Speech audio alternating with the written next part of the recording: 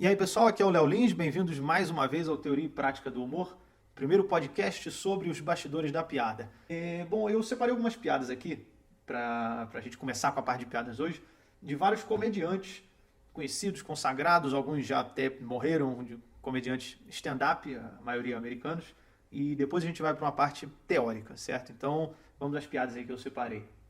Essa é do Robbie Williams. Deus deu para o homem o pênis e um cérebro, mas infelizmente não deu sangue suficiente para funcionar os dois ao mesmo tempo. Essa é do Richard Pryor. Eu não sou viciado em cocaína, eu apenas gosto do cheiro dela. Essa é do Matt Kirshen. Eu estava jogando xadrez com meu amigo e ele falou: vamos deixar as coisas interessantes? Então paramos de jogar xadrez. Essa é do Jimmy Carr. Se todos nós somos filhos de Deus, o que tem de tão especial no Jesus? Essa é do Jerry Seinfeld. O homem espera da cueca dele o mesmo que ele espera das mulheres. Um pouco de suporte, mas um pouco de liberdade. Essa é do Stuart Francis. O meu terapeuta disse que eu tenho uma preocupação muito grande com vingança. Deixa só ele comigo. Essa é do Steven Wright. Eu fui numa loja daquelas que é 24 horas. Quando eu cheguei, o cara estava fechando a porta na frente. Eu falei: peraí, o sinal está escrito que fica aberto 24 horas. E ele disse: mas não é em seguida. Essa é do Louis C.K. Por que não pode ter um racismo que é ignorante, mas é legal? Sabe? A gente podia ter estereótipos que são positivos sobre uma raça. Podia alguém falar: pô, e esse pessoal chinês aí? Eles podem voar. E os porto-riquenhos? Sabia que eles são feitos de doce? Essa é do Alan Carr. Eu estava dirigindo meu carro, voltando do trabalho. O policial mandou encostar, bateu no meu vidro. Eu falei: pera, só um minutinho, eu estou no telefone. Essa é do Jack Benny. Nada engraçado aconteceu comigo a caminho desse show, então boa noite. Bom, todas essas piadas, elas têm uma coisa em comum. Elas foram feitas por comediantes que têm uma carreira de sucesso, ou tiveram, né? Alguns morreram. Então, o tema de hoje é como começar, como desenvolver na sua carreira. Eu já recebi muita mensagem, tenho certeza que todos os comediantes que já estão há um tempo no meio já receberam mensagens, ou já teve pessoas que chegaram falando: pô, tô querendo começar, me ajuda aí, me indica em tal lugar. Cara, ninguém vai fazer, não existe mais que ninguém vai te responder uma mensagem dessa do tipo, alguém manda: pô, tô querendo começar, você tem alguma dica? Tenho sim.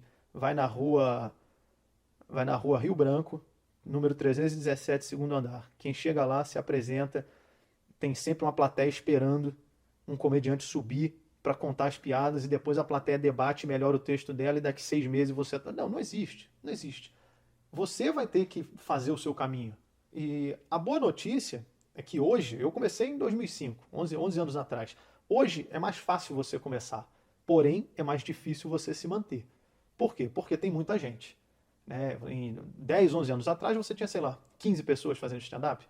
Hoje, eu acho que entre amadores, entre pessoas que já fizeram, um open mic, até profissionais, eu acho que já deve ter tido mais de 1.000 pessoas tentando fazer ou fazendo stand-up aqui no Brasil.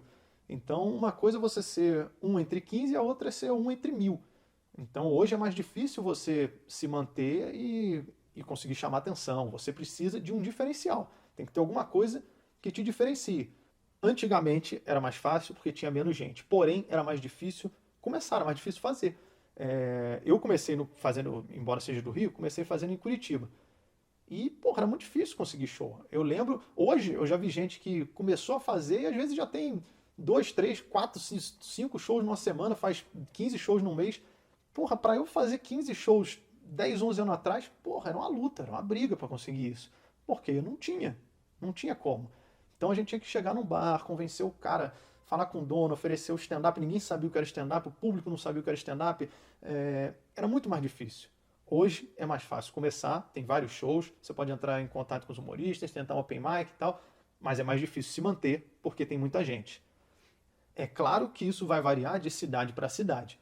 Uma coisa é o cenário de stand-up em São Paulo, onde você tem inúmeros shows, tem vários humoristas, e a outra é o cenário de stand-up em Rio Branco, no Acre, onde eu passei e eu procurei me informar e não tinha uma noite, não tem nada de stand-up acontecendo, e eu até dei uma oportunidade de pessoas que estão querendo começar ou que já tiveram alguma experiência em palco e estão querendo voltar, se apresentarem lá no meu show. Isso é algo que eu pretendo fazer nessa minha turnê com o show Bullying Art, para estimular o stand-up em todas as cidades onde eu estou passando. Então, esse cenário vai variar. O próprio Rio de Janeiro, que eu fiz show muito tempo lá com Comédia em Pé, é uma cidade que o stand-up é muito fraco, se você comparar com o número de pessoas na cidade. Então, dependendo de onde você mora, você está, sei lá, em Teresina, não sei como está o cenário de stand-up em Teresina, mas se não tem nada, você vai ter que fazer o processo que eu fiz 10, 11 anos atrás, que alguns humoristas fizeram em São Paulo quando começou o Clube da Comédia, 11 anos atrás, que fizeram no Rio quando começou o Comédia em Pé, 11 anos atrás. Você vai ter que achar algum bar que possa funcionar o stand-up, ter uma disposição legal das mesas, conversar com o dono, oferecer o show, não sozinho, porque se você está começando o show vai ser uma porcaria, não vai se manter. Então se junta com outros humoristas ou outros entertainers em geral. Quando eu levei uma proposta de show num bar, isso em 2005, eu estava começando no stand-up, mas eu já fazia mágica. E já conhecia um pessoal desse meio. Então eu levei junto. Era um show que tinha um contador de piada, tinha um mágico, tinha stand-up, era um show de variedade. Então, se junto vocês vão ter mais força como grupo, tenta achar um lugar para fazer e aí você vai se desenvolver, vai melhorando, vai ir conhecendo gente. Quando forem humoristas passando pela sua cidade, vai lá assistir o show deles, entre em contato. Às vezes dá para você fazer open mic, às vezes não dá. Eu, uma época mesmo, tinha parado de deixar o pessoal fazer open mic nos meus shows, porque aí já fica aqui várias dicas para quem quer fazer open mic. Primeiro, não estoura o tempo. Se alguém falar, você tem 3 minutos, faz 3 minutos. Ah, mas eu tô indo muito bem, tô arrebentando, a plateia tá rindo muito, então em vez de 3, eu vou fazer 6, porque aí o cara vai falar, porra, ele em vez de 3 minutos fez 6 minutos, foi muito bom. Não, eu vou falar, porra, falei 3 minutos, o filho da puta fez 6. Não interessa se tá funcionando. Respeita o tempo. A questão é isso, é respeitar o tempo. Então se te deram 1 minuto, se te deram 15 minutos, se te deram 30 segundos, respeita o tempo. Outra questão, faça as suas piadas. Já teve gente que pediu pra abrir o meu show e subiu lá e contou piada minha. Eu falei, caralho, que absurdo, mano. E eu falei, bom, não tinha como falar, eu tava atrás da cortina. Falei, depois do show eu vou falar. Quando o cara vier trocar ideia no final. Se a pessoa foi embora, não falou nada, bom. Eu nem falei mais com essa pessoa, mas no que eu puder fechar portas para alguém que faz isso, eu vou fechar portas. Porque se o cara agora já copia piadas, isso é muito mal visto. Então, faz as suas piadas. Algumas pessoas me mandam mensagem e falam, porra, eu vou fazer um show em tal lugar e, pô, minhas piadas não estão muito boas, eu estou começando, posso usar algumas suas? Eu acho bom que a pessoa está pedindo permissão, pelo menos ela tem a noção que a piada tem um autor, que a piada tem um dono, mas eu não recomendo você usar material dos outros. Porque, primeiro, por ser muito mal visto, segundo, por ser um vício que pode te prejudicar, entendeu? Você vai ficar usando piada dos outros, quanto tempo? Ah, até as minhas melhorarem. Sempre usar o material dos outros vai ser mais fácil. Então, quando que você vai largar isso? Pode acabar virando um vício. Então, eu não recomendo você usar a piada de outro humorista. Então, você contar para amigos, tudo bem, mas num show, não. Não faça isso, não conte piada dos outros. Você tem que ir com as suas piadas. Então, se você está num lugar onde não tem stand-up, é esse trabalho de desbravar mesmo. Achar o lugar, se juntar com as pessoas, sei lá, formar um grupo, começar o show, ir melhorando, conhecer gente de fora, depois ir para esses outros lugares fazer show. Esse foi o processo que basicamente todo mundo lá no começo fez. Se você está num lugar onde já tem vários shows, é mais fácil.